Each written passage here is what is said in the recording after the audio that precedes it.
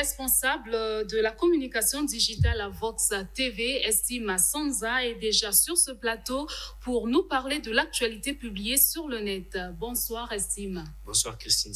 Alors, le gouvernement a offert un espace aménagé de 28 900 mètres carrés à l'Agence foncière pour l'aménagement des terrains.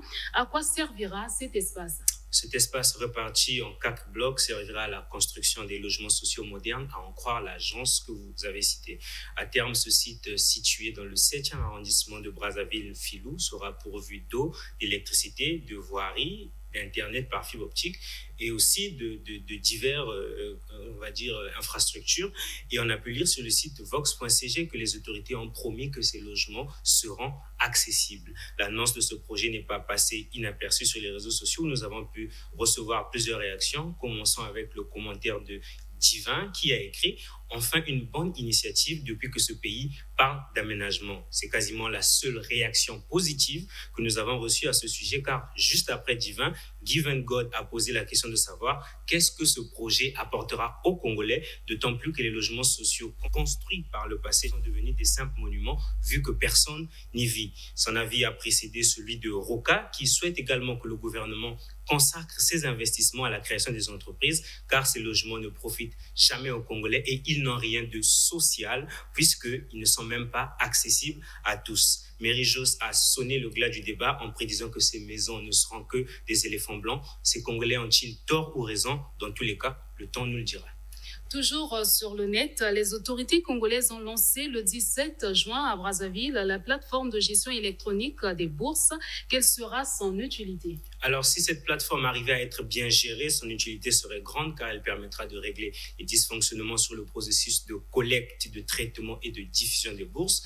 Et en plus même d'assouplir la tâche de l'administration de tutelle, la numérisation de la gestion des bourses va rendre accessibles les offres de bourse au plus grand nombre. Et les étudiants pourront postuler directement via le site internet e-bourse.gouv.cg, quel que soit le lieu où il se trouve au Congo. Et il s'agit donc d'une réponse efficace, on va dire, aux problèmes liés aux longues attentes dans les administrations et scolarités de l'université Mariam Wabi. Sur notre page Facebook, la mise en place de cette plateforme a réjoui plus d'un internaute. Parmi eux, il y a Hassan qui a indiqué sur notre plateforme que l'initiative est à féliciter. D'après lui, c'est l'une des rares fois où le gouvernement a eu à prendre une bonne décision.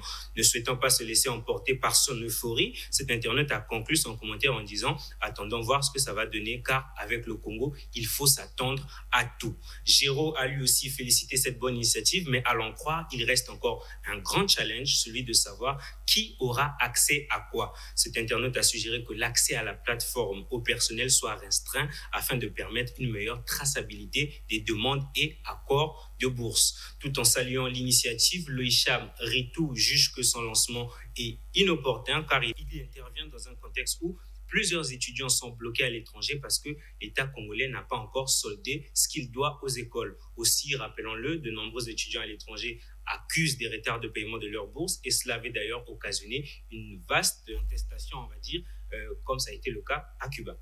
Puisqu'on en parle, sauriez-vous nous dire qu'est-il advenu aux étudiants congolais à Cuba qui devraient être rapatriés ? Ils sont rentrés au pays, déjà c'est ce qu'il faut savoir. Ils sont au nombre de 138, comme nous le rapporte le site français Le Monde. Et en mai dernier, le gouvernement congolais avait précisé à l'AFP, l'agence française de presse, qu'une partie de ces étudiants rentraient au pays pour avoir réclamé violemment leur bourse et l'autre pour avoir enregistré de mauvais résultats scolaires. Alors s'il est vrai que justement parmi ceux qui ont enregistré des mauvais résultats scolaires, c'était certainement dû aussi au retard des paiements, ce qui rendait un peu difficile aussi, on va dire, les conditions d'études. Il n'en demeure pas moins vrai que parmi ces personnes-là ou parmi ces étudiants-là, il y en avait qui n'étaient pas du tout méritants et on espère que la plateforme de gestion de e-bourse pourrait peut-être aussi permettre une transparence dans justement la sélection des candidats. Et pour terminer, le nouvel ambassadeur du Tchad au Congo souhaite la création d'une compagnie aérienne en Afrique centrale et le site vox.cg a expliqué ses motivations. Quelles sont-elles ?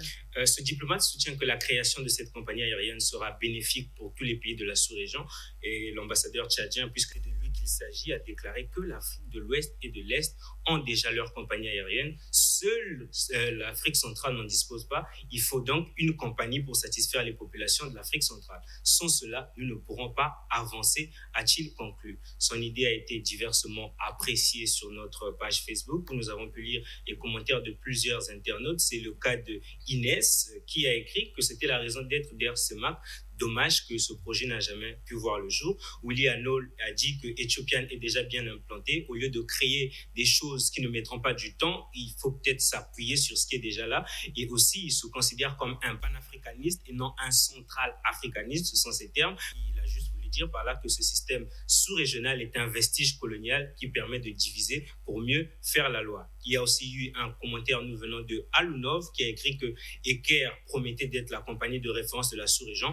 Où en sommes-nous aujourd'hui? Question pertinente, puisque celui qui commente juste après, Yarse Mavungu, revient également sur le même sujet. Il dit qu'on n'a pas besoin d'une compagnie aérienne commune ou sous-régionale. Surtout pour nous, le Congo, nous avons tout intérêt à ressusciter Eker, car le niveau de desserte sous-régionale qu'elle avait déjà mis en place lui donne une certaine longueur d'avance, mais aujourd'hui, voilà, on n'en parle plus, et je pense aussi qu'il est opportun que le gouvernement puisse se pencher sur le dossier Eker, parce qu'on va digresser un peu. Moi, je appartiens à la génération qui considère que la seule compagnie aérienne 100% congolaise qui a traversé les époques jusqu'à aujourd'hui, c'est Air Makana, et il faut bien que ça change.